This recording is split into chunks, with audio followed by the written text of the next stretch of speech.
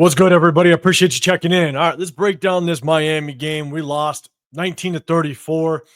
We're on a 6-game losing streak. We're currently 2-8, bottom of the AFC West. We've lost to every single AFC West opponent. We had a lot of changes that happened on the offensive side going into this game. We have a new offensive coordinator.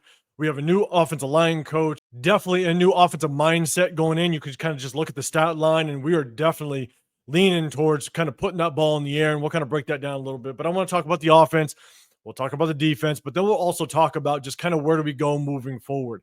We have a lot of the Raider fan base that are basically saying, tank or continue to lose to get a top draft pick to potentially go after a quarterback. But then you still have a small percentage of Raider fans that want to continue to see us win. And so let me know in the comment section down below where you at with this season right now. But before we get into it, if you can't hit that like button, subscribe, turn those notifications. My next giveaway is at 4,000 subscribers. So if you want to be included in that, hit that subscribe button, but also hit that notification bell so you know when I do drop more content and when that giveaway does go down. It'll be my 6th giveaway since starting this channel last season. Again, it's just my way of just showing my appreciation, saying thank you for all the support you guys have shown me thus far. So again, hit that notification bell and subscribe button if you want to be included.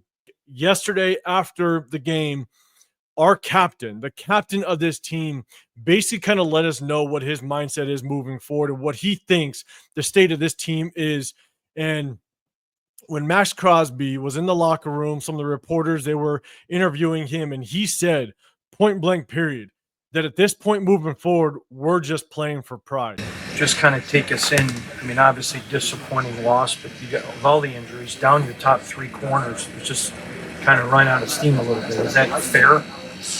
I mean, there's a lot of you can always make excuses and point to other things, but just about details, you know what I mean? So just playing for pride at this point. That's what he said.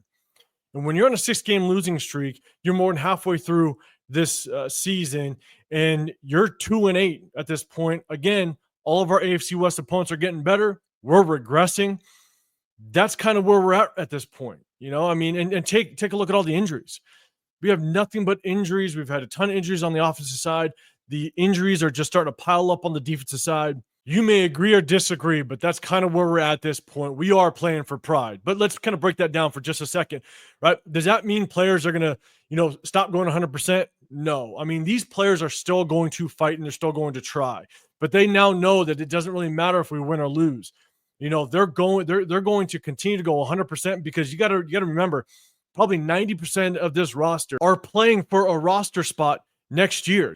And so these players are now going to be fighting to make sure that they either stay on this roster or potentially put on a little bit of a showcase and a highlight reel for any potential teams that are going to go after them next year, because you'll see guys that get cut. You'll see guys that get traded. You'll see guys that either we move on from or we retain them on this roster. So everything is kind of a tryout at this point for either the Raiders or for a potential team that's going to be looking at them for next season. And so at this point, no player is going to half-ass it, because if you have ever played this game before, the moment you half-ass it, the moment you go 50% or take a play off is when you most likely are going to get hurt. They're still going to go 110%, but I think there's just a different purpose in mind moving forward. It's not necessarily for wins or losses. It's basically to play for their future. And so that's kind of what I think Maxx CRosby is saying, is at this point, we're playing for pride. Wins and losses don't matter at this point. It's all about pride, and it's all about playing for your future. So I think that's kind of where we're at. Again, whether you like it or not, our captain, the leader of this football team, has spoken, and that's kind of what he said, and that's kind of how I take it to be. Let me know in the comment section down below what your opinion is on that. Now, let's take a look at where we're at on the offensive side. Obviously, let's talk about the positive first. We got Brock Bowers. Brock Bowers, he came out and he showcased why he is the best tight end in the NFL. I mean, let me know in the comment section down below. Do you think Brock Bowers is the best tight end in the NFL as it stands right now? And I think he is. You look at his stats against Miami. He had 13 receptions, 126 yards, and 1 touchdown. As it stands right now, he has 70 receptions for 706 yards and 3 touchdowns for the entire season, and I think he is very close. He's working his way to having one of the best rookie tight end seasons of all time, and so at the end of the day, that's definitely something to strive for. Let's get him there. Let's get Brock Bowers to the point where he is statistically the best rookie tight end to ever play in the NFL. That's what I want to see. Hit that thumbs up, hit that like button, man, if you want to see it as well, because that is definitely what I think this team should strive for on the offensive side, is to make Brock Bowers the number one rookie tight end to ever play this game. Now, look, the offense, they came out, and I think one of the things is I think they tried to establish a run, and it didn't really work out. We'll talk about the run game in a second, but we definitely tried to pass the football. We went extremely pass heavy, which isn't surprising. You know, Scott Turner, our new offensive coordinator, he was our passing game coordinator. So I think one of the more comfortable things for him was to really just try to establish the passing game. And we did. Gardner Minshew, he had 43 attempts. I think that's the most attempts he's had all season. And we only had 16 rushing attempts. So we definitely went pass heavy. But again, not surprising what Scott Turner's position has been on this football team. And so, you know, a lot of people are coming on here on social media. Some other content creators and analysts are basically saying that our offense looked a little bit better. And to be honest, not surprising. It looked a little bit better, maybe a little more crisp, but at the same time, whenever you have a coaching change, you always have a spark. I said this in my pregame breakdown of this Miami matchup, and I said, don't be surprised if there's a little bit of spark on this offense, because anytime you have a coaching change, you have a spark, right? Look at what we did to the Giants last year when Josh McDaniels was fired. We ended up putting up 30 plus points on the Giants. Anytime a coaching change or personnel change happens within an NFL team, an NFL offense, you know, look at the Saints last week. We know when they fired Dennis Allen, all of a sudden the Saints pull out a win against the Falcons. You look at a few weeks ago when Jameis Winston came in after Deshaun Watson went down, and then went ahead and they beat the Ravens. You know, anytime that there's a coaching change, maybe personnel change at the quarterback position, you get a little bit of a spark. And so I wasn't surprised that we looked a little more crisp, a little more put together, because one of the reasons is a lot of defense coordinators, you know, the Miami defense coordinator, he wasn't really sure as to what we were going to do, because it's a different coach now running the ship. All right. Different offensive coordinator, different mindset. And so when you have a little bit of a difference, then that defensive coordinator now has to figure out, okay, what is your objective? What is your offense going to look like? What do you want to do? It's going to take time. It's going to take time for defense coordinators to figure that out. So again, wasn't surprised to see a little bit of a spark, but a lot of times when you see that spark, you end up starting to go flat. Why? Because now defensive coordinators understand what you want to do. And look, this offense is not a higher-powered offense. We can't get the running game going. We can't hit the deep ball. Our leading rusher yesterday, was Jakobi Meyers. He had 1 carry for 20 yards. Alexander Mattison had 5 carries for 19 yards. Our leading rusher yesterday was Jakobi Meyers off of 1 carry. Just kind of put that in perspective. And so the running game is struggling. And again, we didn't have a single deep pass attempt yesterday. Trey Tucker could not get open. Now, I take that back. I don't know if he couldn't get open. I want to break down the film. So again, if you're around Tuesday night, make sure you hit that notification bell, because I go live with a couple other of my guys. We break down the film. And so I definitely I'm going to review the film and just kind of see were there guys open, because one of the things that Gardner Minshew has struggled with all season long is he just cannot find the open receivers. You know, and even when he can, there are times that he doesn't even pull the trigger. Now, our offensive line hasn't helped, you know, basically since the start of the season, because we haven't been able to give him a lot of time. But even when he does have time, he doesn't pull the trigger. I just don't think he trusts his arm. He doesn't have the trust in his arm to kind of get it there, whether it be in a tight space, or if he's kind of having to make an off-platform throw. Maybe his feet aren't set, his body isn't in the right position. I just don't think he has the trust in his arm to kind of get it there. And so again, I want to see the film, but we didn't have a single deep ball attempt against Miami, which, if you can't run and you can't push the ball deep with the offensive makeup that we have, it doesn't lead to success. And so again, yeah, we had a little bit of a spark. The offense looked a little bit more crisp, but at the end of the day, that's what happens when you have a little bit of a coaching change for the reasons that I just stated. So don't be surprised if we all of a sudden go flat again and we just don't find any rhythm on this offense. Because if we haven't found it at this point, it's highly unlikely that all of a sudden we turn this thing around and we start moving this thing in the right direction. Very highly unlikely, but I hope I'm wrong. But let me know in the comment section down below. Do you think this offense, the firing of Luke Getsy was the spark that we needed, and all of a sudden we're going to go ahead and this offense is going to continue to improve. Let me know in the comment section down below. And the other thing that I will add in, AP did have his presser earlier today, and he did state that Gardner Minshew is going to be the starter going into our matchup against the Broncos, or Week 12 matchup against the Broncos. Let me know in the comment section down below. Do you agree that Gardner Minshew should be the starter moving forward? Obviously, Aiden O'Connell is still out. He's still ailing with that thumb injury. But do you want to see Desmond Ridder? Let me know in the comment section down below. Do you want to see Gardner Minshew start against the Denver Broncos next week? Now, there still are additional concerns, not just behind the running game or our inability to go deep, but also we were still only 1-3 in the red zone. We just could not finish drives. One of the things I'd like to do is we definitely want to try to feed Brock Bowers as much as possible inside that red zone. I think he is our number one offensive threat, but I think he could be our number one offensive target, offensive weapon in the red zone, and it just didn't seem like we utilized him as much as we could have, at least in the red zone. But we were 1-3. We have to be able to capitalize, finish off drives with touchdowns and not field goals, because that's what offenses that we go up against do. They finish drives with touchdowns, not field goals. And so this is kind of what we need to do to have any chance of improving. And so again, I still have my concerns on the offense. I don't think that we're all of a sudden going to right the ship and everything's going to turn around just because Luke Getsy was fired and now Scott Turner is now the offensive coordinator. But again, let me know in the comment section down below what's your thoughts on the offense. But now let's flip to the defensive side of the ball.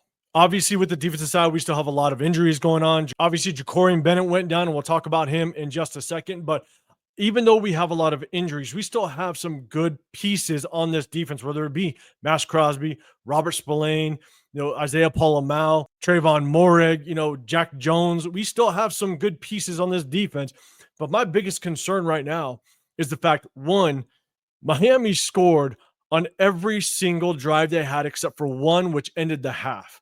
And so if you take away that one drive at the end of the half that they didn't score on because it was the end of the half, they scored on every single possession. You just can't have that. That is not a winning recipe. I don't care what the offense is doing. Yes, you can make the argument that the offense, goes 3 and out. The defense is on the field too long. I get that. But for them to score on every single offensive possession, that just can't happen. And one of my other biggest concerns is it seems like more times than not, we allow the offense that we're going up against, we allow the opposing offense to drive down that opening drive and go score a touchdown. I mean, it's happened more times than not. And the excuses of you're not fresh, the excuses of, the defense is tired, that's out the window because it's the opening drive of the game. You continue to let these offenses drive down and put the ball in the end zone, score a touchdown to start the game. You're automatically not allowing us to kind of have the momentum going forward. And so, look, the biggest thing for me was our defense was kind of the anchor to this team. We were going to rely on the back of this defense. And I think more times than not, this defense seems to fail us for a large majority of this season. Now, again, offense hasn't helped out too much. I understand that. And there's injuries. But at the end of the day, allowing Miami to score on every single possession and letting them score on opening drives, it's just not a recipe for success. And so those are definitely my concerns. And there's been a lot of people on social media talking about fire Patrick Graham. They're concerned on whether or not Patrick Graham is actually a good defensive coordinator. One thing that I will say is injuries will kill you. It killed our offense. It's going to kill our defense. All right. But I do have some concerns because of the reasons that I just stated. But let me know in the comment section down below. What's your opinion of this defense as it stands right now? And how much blame do you put on Patrick Graham? Let me know in the comment section down below. Now, I do want to address Jakorian Bennett because he did go out and AP had his presser today and did not give an update. He said he doesn't know the status of Jakorian Bennett just yet. But when he walked off that field, I mean, he had that body language that could be a serious injury to that shoulder. I mean, anytime you walk off and you're kind of leaning down on that shoulder, that arm is limp, and you just have that lean. And again, I broke my collarbone in the past, so I understand what that is. And I broke it. It was a football injury. It's just not good. Now, I hope that it's maybe just a sprain, maybe a really bad stinger, because that does happen. That happens as well.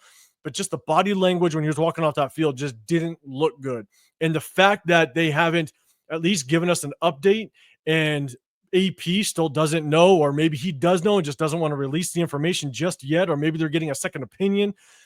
To me, it just doesn't seem good. That body language wasn't right, and the fact that we haven't got an update just yet tells me that it might be a little bit worse, or it could be a serious injury. That could be, maybe he goes on the IR, or maybe we don't see him the rest of the season. Again, I don't want to jump to conclusions, but again, just kind of watching his body language walk out the field is definitely concerning. And that does suck, because I think Jakorian Bennett has played his way into being basically the top corner on this defense, on this team. And I wanted to see him continue with that momentum. I wanted to see him grow on the momentum that he's gained to begin this season. Because again, he's become a very solid corner. And just statistically, you can see it. You know, teams tend to not go after him. They're going after Jack Jones a lot more than they're going after Jakorian Bennett. And that shows that they would much rather stay away from his side of the field and attack a guy like Jack Jones. And so, again, if he is out for a while, I think that definitely hurts him. It's a bummer. I definitely want to see him progress and continue to improve, because I do think Jakorian Bennett, kind of defying the odds of the majority of the fan base, has become our number one corner, and not just our number one corner on this team, a very good corner in the National Football League. And so I do hope for the best. I hope he does come back. I hope it's not a serious injury, but we'll definitely wait and see. Let's end it with this. All right. That's kind of my breakdown. You know, we talked about what Maxx Crosby said, and I agree with him. At this point, we're playing for pride. But let's talk about what we really are playing for. And I think a lot of people, the fan base, we're kind of playing for a draft position. You know, right now we sit at the fourth spot in the draft. We as of right now, we have Jacksonville, Tennessee, and Cleveland sitting in front of us. You know, Jacksonville, there's a good chance that we still have to play them. We'll see what happens with that. But Jacksonville and Tennessee, they've still both played each other twice. Either one of them can win twice, and they find themselves falling back in the draft. You know, they can split it 50-50. They're going to have some wins. And so that might move us up. The only team that might get that first round draft pick is possibly Cleveland, because we beat Cleveland, so they win that tiebreaker. But at the same time, if you look at the remainder of their schedule, they have an extremely tough schedule moving forward. So I could see them completely losing out, and they might take that first round draft pick. And depending on what they want to do with Deshaun Watson, I understand that they are stuck in a really nasty contract with him, but at the same time, teams can get very creative with salary caps. And so they might pull the trigger and say, just screw it, we're going to take a quarterback. And so that's kind of where we sit right now. Let me know in the comment section down below. Again, are you wanting us to play for a draft position, or do you want us to continue to win games? But guys, this is kind of my breakdown. This is my breakdown of that Miami game and just kind of where we're at. I am definitely on the side of we got to find ourselves in a good draft position, because to Maxx Crosby's point, we are just playing for pride at this point, and players are just kind of playing for their future at this point. Not playing for wins, they're playing for the future, their own future. So I appreciate you guys sticking with me. Again, make sure you hit that like button, subscribe, turn on those notifications. My next giveaway is at 4,000 subscribers. So if you want to be including that, make sure you hit that like button. Make sure you hit that subscribe button as well. And I appreciate you sticking with me. Have a great rest of your day, and I'll see you guys on the next video. I'm out.